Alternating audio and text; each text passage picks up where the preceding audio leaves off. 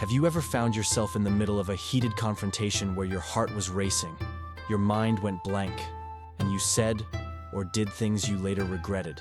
That moment when you realized you had completely lost control, and the other person walked away victorious while you were left feeling defeated, angry at yourself, and wondering why you always seem to crumble when the pressure is on. You know that horrible feeling when you replay the conversation in your mind for hours afterward, thinking of all the perfect responses you could have given, all the brilliant points you should have made, while beating yourself up for appearing weak or incompetent in front of others? If this resonates with you, then what I am about to share will change everything you thought you knew about handling conflict. Today, we will dive deep into the ancient wisdom of Minamoto no Yoshitsune, one of the most brilliant strategic minds in Japanese history, who developed a philosophy that allowed him to emerge victorious from every confrontation, not through aggression or dominance, but through a profound understanding of human nature and the art of maintaining inner control while others lost theirs. This legendary samurai, who lived over 800 years ago, discovered psychological principles that modern neuroscience has only recently begun to validate, and his methods remain the secret weapon of executives, diplomats, and leaders who consistently navigate high-stakes conflicts with remarkable success. Before we begin, I want you to do me a favor and hit that like button if you have ever felt that sinking feeling of losing control during a difficult conversation. And make sure to subscribe, because we are going to explore the most powerful techniques from Eastern philosophy that successful leaders use to handle any confrontation with grace and effectiveness. Also, ring that notification bell, because this channel is dedicated to bringing you the deep wisdom that can transform how you show up in the world. And you definitely do not want to miss what we are sharing in upcoming videos. Let me tell you the story of Marcus, a project manager at a major tech company who was brilliant at his job, but had one fatal flaw that was destroying his career. Marcus was the kind of person who could analyze complex data, create innovative solutions, and deliver projects ahead of schedule. But every time he faced criticism from his boss or pushback from his team, something inside him would snap. His face would flush red, his voice would rise to an embarrassing volume, and he would end up in heated arguments that left everyone in the room uncomfortable and his reputation in tatters. The worst incident happened during a quarterly review when his director questioned a budget allocation decision. Instead of calmly explaining his reasoning, Marcus launched into a defensive tirade about how nobody appreciated his hard work, how he was constantly being micromanaged, and how the company's unrealistic expectations were setting everyone up for failure. The room fell silent, his director looked shocked, and Marcus realized he had just torpedoed any chance of getting the promotion he had been working toward for 2 years. After that meeting, Marcus felt like a complete failure. He had tried everything from anger management courses to meditation apps, expensive coaching programs, and even therapy. But nothing seemed to work when the heat of the moment arrived. He was intelligent enough to know what he should do differently, but when his emotions took over, it was like his rational mind completely shut down, and some primitive part of his brain took control. He was on the verge of being passed over for promotion again, and considering looking for a new job, when a colleague recommended he look into the teachings of Minamoto no Yoshitsune. At first, Marcus was skeptical about learning from a medieval Japanese warrior, but within 3 months of studying and applying Yoshitsune's principles, he had completely transformed how he handled confrontations. The change was so dramatic that his colleagues started asking him what had happened.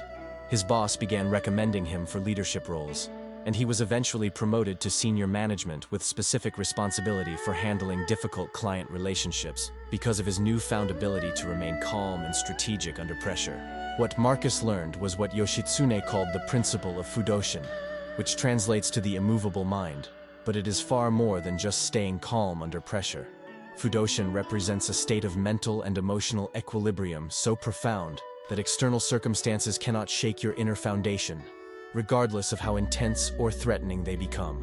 Imagine a massive oak tree during a hurricane. The wind may bend its branches and rustle its leaves violently, but the tree's roots run so deep that the storm cannot uproot it from its foundation. This is the quality of mind that Yoshitsune cultivated and taught his followers to develop.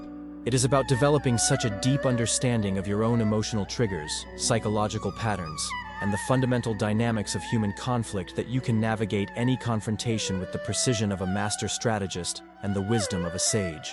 Yoshitsune understood that most people lose confrontations, not because they lack good arguments, valid points, or even superior logic, but because they lose emotional control and allow their opponent to dictate the terms of engagement, the emotional climate, and ultimately the outcome of the interaction. When you react emotionally, you essentially hand over the steering wheel of the conversation to the other person, making yourself predictable and easy to manipulate. Think about it this way. When someone can trigger an emotional reaction in you, they have discovered exactly which buttons to press to make you behave in ways that serve their agenda rather than yours. Yoshitsune recognized that emotional reactivity is not just a personal weakness, but a strategic vulnerability that skilled manipulators can exploit to gain power over you in any relationship or professional situation. The first principle that Yoshitsune taught is what he called the art of emotional detachment. Not to become cold, unfeeling, or disconnected from your humanity, but to maintain enough psychological distance from the conflict that you can observe what is really happening beneath the surface drama and emotional theatrics. Most people approach confrontations like a boxing match, where the goal is to land the hardest punch, deliver the most devastating comeback, or prove beyond any doubt that they are right and the other person is wrong. But Yoshitsune taught that true victory comes from understanding that every confrontation is actually a complex dance of egos, fears, unmet needs, past wounds, and unconscious patterns that have very little to do with the surface issue being discussed. When someone becomes aggressive, confrontational, or unreasonably difficult, they are almost always operating from a place of fear, insecurity, feeling threatened, or trying to protect something they perceive as being under attack. This could be their reputation, their sense of competence, their position in the hierarchy, their cherished beliefs, or simply their ego's need to be seen as important and valuable. Instead of matching their energy and escalating the conflict into a destructive power struggle, Yoshitsune would use what he called strategic empathy, the ability to understand your opponent's emotional state, underlying motivations, and hidden agenda while maintaining your own center of power and clarity of purpose. This does not mean agreeing with them, backing down from your position, or becoming a pushover who gets walked all over. Rather, it means recognizing that their aggression is actually valuable information that you can use to guide the interaction toward a more productive outcome that serves everyone involved. For example, if a colleague attacks your ideas in a meeting, instead of seeing this as a personal assault on your competence, strategic empathy allows you to recognize that they might be feeling insecure about their own contributions, worried about their standing with the boss, or genuinely concerned about risks they perceive but have not clearly articulated. Armed with this insight, you can respond in ways that address their real concerns while advancing your own objectives. The second principle is what Yoshitsune called the power of strategic questioning, and this might be the most immediately practical tool you can master for transforming your confrontational experiences. Instead of making defensive statements, launching counterattacks, or trying to prove your innocence when faced with criticism, accusations, or challenges, Yoshitsune would ask carefully crafted questions that would force his opponents to examine their own logic, motivations, and assumptions. But these were not random questions or desperate attempts to buy time while he figured out what to say. These questions were surgical instruments designed to accomplish multiple strategic objectives simultaneously. For example, if someone accused him of making a poor decision that hurt the team, instead of defending himself with a list of reasons why his decision was correct, or attacking back by pointing out their own mistakes, he would ask something like, "What specific outcome were you hoping for that you feel was not achieved? Or what information do you have that I might not have considered when making this decision? Or help me understand what would have been the ideal approach from your perspective." These questions serve multiple purposes that most people completely miss. First, they demonstrate that you are confident enough and secure enough to examine your own actions without becoming defensive, which immediately elevates your credibility and shows emotional maturity. Second, they force the other person to move from emotional reaction mode to rational thinking mode, because they cannot answer thoughtful questions while remaining in an irrational emotional state. Third, they often reveal that the real issue is not what they initially claimed it was, but something deeper, more personal, or completely different from the surface complaint. Fourth, they shift the dynamic from adversarial combat to collaborative problem solving, making it much more likely that you will reach a mutually beneficial resolution. In Marcus's case, when his boss criticized a project timeline, instead of getting defensive about his planning process or explaining all the factors he had considered, he learned to ask questions like, "What are the most critical risks you see with this timeline that I should prioritize addressing? Or what would need to change for you to feel confident about our ability to deliver quality results?" This simple shift not only diffused the tension, but led to a collaborative conversation about resource allocation that actually improved the project and strengthened his relationship with his boss.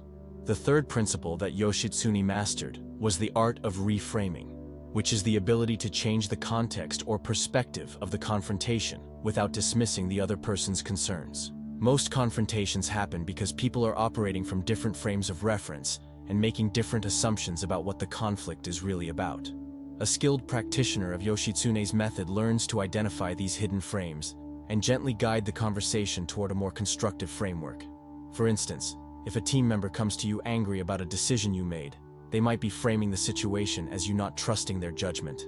Instead of defending your decision-making process, you could reframe it as both of you caring about the project's success and needing to find the best way to combine your different perspectives and expertise. This reframing acknowledges their feelings while shifting the dynamic from adversarial to collaborative. Now I want to pause here and ask you something that I know will resonate deeply with your experience, because what I am about to ask touches on one of the most universal and painful human experiences. How many times have you walked away from a difficult conversation feeling like you said all the wrong things, like you completely failed to represent yourself accurately, and wishing desperately that you could have a do-over and handle it differently? That sick feeling in your stomach when you realize you let someone else control the entire interaction, when you know you appeared weak or incompetent, when you said things you did not mean or failed to say things that were important to you. Take a moment right now to think about the last confrontation you had where you felt you lost control, where you walked away feeling defeated and angry at yourself. I want you to be honest about what really happened in that moment when your emotions took over. Was it when they raised their voice? When they questioned your competence? When they dismissed something important to you? When you felt misunderstood or unfairly attacked? Here is what I want you to do. Write in the comments below, "I want to handle conflict with wisdom instead of emotion," and then tell us what specific trigger caused you to lose your center in that situation. Your sharing will not only help you process that experience in a healthy way, but it will help others in our community who have faced similar struggles feel less alone in their journey toward mastering these essential life skills. Remember, every person watching this video has been where you are, and your vulnerability in sharing your experience creates a space for others to heal and grow as well. The fourth principle that separates masters like Yoshitsune from those who constantly find themselves in losing battles is what he called the economy of emotional energy. Most people exhaust themselves trying to win every point and prove every argument, but Yoshitsune understood that true power comes from choosing your battles wisely and investing your emotional energy only where it can create meaningful change. This means learning to distinguish between conflicts that are worth engaging with fully and those that are better handled with minimal energy expenditure or avoided altogether. Not every criticism requires a detailed response. Not every challenge needs to be met with an elaborate defense. And not every aggressive person deserves your full emotional engagement. Yoshitsune taught his followers to ask themselves 3 questions before fully engaging in any confrontation. Is this person genuinely interested in finding a solution, or are they primarily venting their emotions? Will winning this particular battle actually solve the underlying problem or improve the relationship? Am I responding from a place of wisdom and strategy, or am I being driven by ego and the need to be right? These questions help you maintain what Yoshitsune called strategic clarity, the ability to see the bigger picture even when someone is trying to draw you into their emotional drama. Let me share with you the most powerful technique that Yoshitsune used when faced with someone who was completely out of control and impossible to reason with. He called this the mirror technique, but it is nothing like what most people think mirroring means. Instead of copying their body language or tone of voice, Yoshitsune would become a perfect mirror for their unconscious mind by reflecting back to them what they were really saying beneath their words. If someone was shouting about a mistake you made, he would listen for the fear or concern underneath their anger and address that directly. He might say something like, "I can hear how concerned you are about the impact this will have on our team's reputation, and I share that concern. Let's focus on what we can do right now to protect what we have built together." This technique is incredibly powerful because it acknowledges their emotional reality while redirecting their energy toward constructive action rather than blame and defensiveness. The fifth principle is perhaps the most challenging, but also the most transformative, and it is what Yoshitsune called the cultivation of unshakable inner authority. Most people derive their sense of power and confidence from external validation, winning arguments, being right, or having others acknowledge their competence. This makes them extremely vulnerable during confrontations because their emotional stability depends on controlling other people's responses and opinions. Yoshitsune taught that true strength comes from developing such a deep sense of inner worth and clarity about your values and intentions that no external confrontation can shake your fundamental sense of self. This does not mean becoming arrogant or closed to feedback, but rather developing what he called centered confidence, the ability to remain open to new information and willing to admit mistakes while maintaining your core sense of dignity and purpose. When you operate from this place of inner authority, confrontations become opportunities for learning and growth rather than threats to your ego that must be defended at all costs. People can sense this quality immediately, and they unconsciously adjust their approach when dealing with someone who possesses it. Now, let me give you 3 practical exercises that you can start using immediately to develop these skills in your daily interactions. The first exercise is what I call the pause and breathe technique, but it is more sophisticated than simple, deep breathing. When you feel yourself starting to react emotionally during a confrontation, take a slow breath and internally ask yourself, what is this person really afraid of or trying to protect? This question shifts your brain from reactive mode to analytical mode and helps you respond from wisdom rather than emotion. The second exercise is the strategic questioning practice. For the next week, every time someone criticizes you or challenges your decisions, resist the urge to defend or explain, and instead ask at least 2 clarifying questions before responding.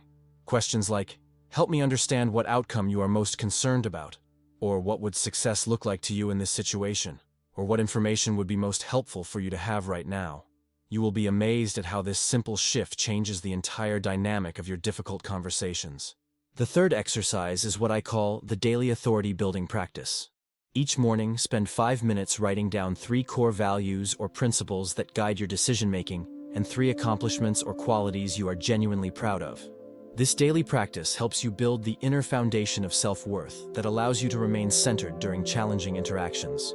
The 6th principle that Yoshitsune taught is perhaps the most advanced and transformative of all, and it is what he called the art of conscious response versus unconscious reaction.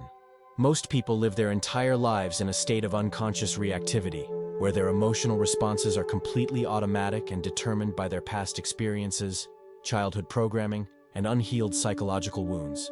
Someone says or does something, and they immediately react based on old patterns without any conscious choice in the matter. But Yoshitsune discovered that between every stimulus and response, there is a space of possibility where you can choose how you want to show up in that moment. This space might only last for a few seconds, but in those seconds lies the difference between living as a victim of your circumstances and living as a conscious creator of your experience. When you master this principle, you develop what psychologists now call emotional regulation and response flexibility, the ability to pause, assess the situation, consider your options, and choose the response that will create the outcome you actually want, rather than just venting your emotions. This transforms every confrontation from a random emotional explosion into an opportunity to practice your highest values and demonstrate your character. As you continue to develop these skills through consistent practice and self-reflection, you will notice that people start approaching you differently when they have concerns, complaints, or difficult issues to discuss. Instead of coming to you with accusations, anger, and defensive hostility, they will seek you out for collaboration and problem-solving because they unconsciously recognize that you possess the emotional maturity, wisdom, and inner strength to handle difficult situations in a way that serves everyone involved. But perhaps the most profound change you will experience is in your fundamental relationship with conflict itself. Instead of seeing confrontations as battles that you must win or lose, threatening situations that trigger your fight or flight response, or personal attacks on your worth and competence, you will begin to see them as valuable opportunities to understand others more deeply, to practice your skills of emotional regulation and strategic thinking, to build stronger and more authentic relationships through the process of working through difficulties together, and to demonstrate the kind of leadership and wisdom that naturally inspires others to elevate their own behavior. Yoshitsune's ultimate insight was that the person who can maintain their center, clarity, and compassion while others lose theirs does not just win individual confrontations. They become someone others naturally turn to for leadership, guidance, and wisdom, because people instinctively trust and respect those who can remain calm, strategic, and wise under pressure. This transformation does not happen overnight, and it requires consistent practice, honest self-reflection, and a willingness to examine and change patterns that may have been with you since childhood. But the principles I have shared with you today, have been tested and refined over centuries by some of the wisest and most successful minds in human history, and they remain as relevant and powerful today as they were when Yoshitsune first discovered these timeless truths about human nature and the dynamics of power and influence. Marcus, the project manager I mentioned earlier, told me that learning and applying these principles not only saved his career, but fundamentally transformed his marriage, his parenting, his friendships, and most importantly, his relationship with himself.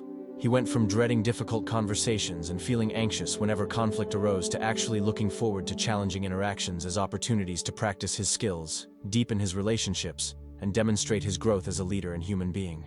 6 months after implementing Yoshitsune's teachings, Marcus was promoted to senior management with specific responsibility for handling the company's most difficult client relationships, precisely because his newfound ability to remain calm, strategic, and solution-focused under pressure made him invaluable to the organization.